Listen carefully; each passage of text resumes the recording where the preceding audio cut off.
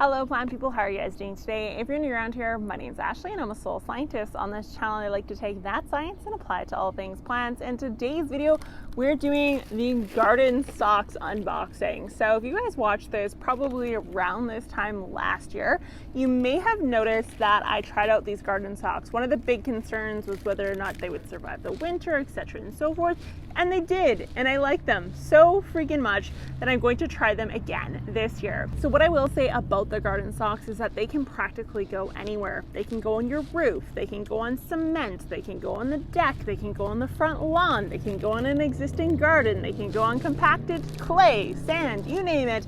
These can go literally anywhere. They are more versatile than containers and they're a heck of a lot easier to water.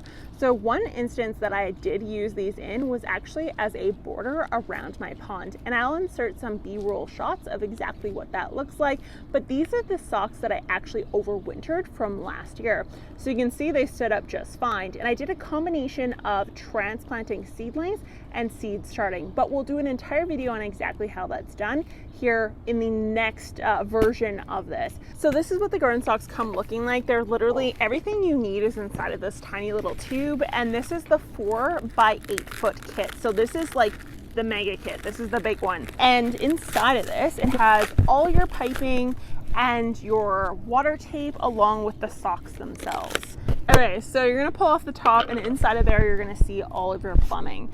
You have your 10 psi regulator, which is incredibly important. It's going to take your garden hose pressure and make it into a pressure that's ideal for the actual water hose itself, so it doesn't just bust out everywhere. So that's what this is here. Then after that, there's going to be a whole bunch of different joints. So one thing I will say is the one that I put by the pond, I actually didn't use much for joints. I only used one joint kind of at the area where I went from the galvanized steel tub to the pond itself, but other than that I didn't use any joints. So depending on what setup you're doing, you may or may not need the joints. That's just something to keep in mind there, but don't throw them out because you never know, you may want to change your design over time. So after that, you're going to have your actual irrigation hose. There's a ton of this. I find there's way more than what you actually need. However, it is very useful in the garden regardless of where you put it, so you may want to use it. And you always want to make sure the blue line is facing upwards inside of the sock, but we'll show you how to install that here today. So after that, you're going to have your actual sock itself, and this is where we're going to put the soil in. This video is sponsored by Rogitex. Again, I'm in a Canadian Zone 3, Saskatoon, Saskatchewan. It is incredibly cold. The winters are cold, and this sock did not bust despite the fact that it was left outside the entire winter, and my dogs decided to play tug-of-war with it at one point too, and it did just fine, shockingly. So that's something to keep in mind there. And then this tube, do not throw this out. This is actually what we're going to use to fill the socks. And this is when my best friend Robin is actually going to step in and do the job for me, because I was in a cycling accident. You can see from my shoulder, and you may notice that I'm not using the shoulder much, and it's because it's pretty torn up at the moment. So she's going to be doing the heavy lifting here tonight for us. So we're going to catch her on film on exactly how to set this bad boy up. This video is sponsored by Rogitex, and this is a Canadian company that supplies organic soil amendments all the way to garden gear for small gardeners all the way to large farm market gardens. Very cool. So if you want to go check them out and grab your garden socks, then please do so with the link in the description, and I will also have it pinned in the first comment. Okay, so first off, Robin is going to cut this into lengths. You can make this as long or as short as you like, but you just want to make sure it's manageable because you do have to be able to lift this with soil. So she's going to cut her lengths off, and then she's going to tie a knot in simply one end. She's just going to do a simple knot, and then she's literally going to stick it into the garden sock tube and then pull it over the sides. Similar to like if you were to bag groceries or whatever the case is. And then from there, we're actually going to fill this with straight compost. Okay, so now she's simply going to fill this with straight compost. That is what the company recommends, is compost, pure compost, no soil. So it's essentially a Charles Dowding no dig garden, but a little bit different with even less weeds, basically is what it comes down to. And we're going to show you how to plant other seeds or seedlings into this, as well as how to fertilize, how to water, and all that sort of stuff in the upcoming videos. But first off, we're just going to show you how to actually fill these.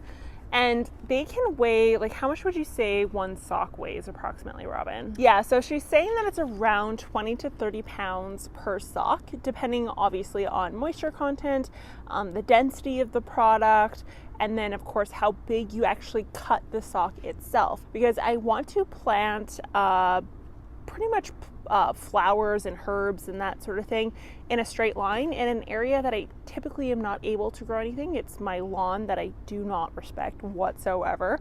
But regardless, I would like to go lawnless and go into more of produce making. So that's kind of what we're doing here today. But you want to obviously keep in mind what your physical abilities are, and then go from there. So now all she's going to do is tie a knot in the top of the sock itself, and this is going to finish off one tube of the entire setup. Again, you can make this as short or as long as you want every tube to be.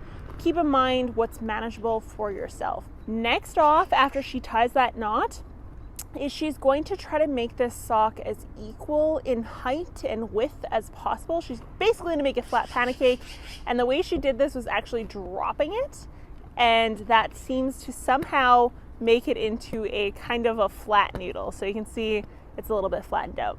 Now we're going to show you how to butt these up against the other socks. So you can see her just really equalizing it and leveling it out. Then we go set it up by its friends. And you can totally tell I don't water my lawn / I'm trying to kill it as much as possible. So that is literally simply all you do is you line them up in a straight line, and we're gonna go all the way up and then back around this way, and hopefully give our garden a little bit of a border in an area where I typically cannot grow anything / I'm transitioning from lawn to actual grow up pretty much in the entire front area. So I decided to look at logistically how I'm going to plant in this, and one thing I wanted to take into consideration was fall planting. So I piled these guys up in a way that they will fit into my cold or my low tent, so I will have some form of a crop even after the frost hits. So I did 2 lanes of 9.5 feet, or I guess 10-ish feet, to make this work. So I'm going to show you how to actually install these irrigation lines. Now, this all comes with the kit. The blue line goes up, and all you need to do is cut some holes in here. So I accidentally snagged this bad boy here. Well, actually my cat did, but anyways. So you gotta put those holes in place, and all I did to make those holes was a quick snip with a pair of scissors. The size really does not matter in this case. Yes, I'm left-handed, and I'm going to put those in place just on either end and install that drip tape. So last year I did have an issue with some soil clogging up the irrigation tape because I have to thread it through the sock itself. So I'm actually going to take the tape that it comes with and just close off that end so I can thread it through. There's an ant in my hair. So the easiest way to do this is actually to make a crease in the center. So all I'm doing is literally pushing down and making a mini crease that I can then thread the tape through. Otherwise it tends to get caught up and it just takes long to get it through, but you can see how easy that is. And I gotta get to the end and go through that hole and into the next. So pull this bad boy out and into the next one.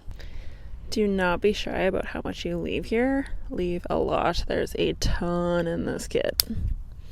Okay, so now to seal off the system, you're going to want to do, I don't know, 6 inches or so of the drip tape and then go over to the end. And so you want to do the opposite corner of where you have it. The socks will hold you up. Okay, so all I'm going to do is pop this bad boy open, and this actually seals it really good. So I did this with my other system and it worked wonderfully. Sorry, I screwed this up. We gotta fold this over, and then we go like this, and then pop this bad boy on and try to squeeze it down as far as humanly possible, and you should be good to go. So that's what that end looks like, and you can just simply chop this off.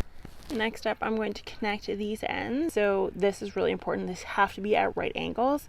My pond system, I kind of did like a half circle, and there were some kinks initially when I installed it, and so the water didn't flow properly, and because of this regulator, it will affect the water pressure, so it's not going to force its way through. So make sure these are as close to right angles as possible. End result is these three ends are totally sealed off.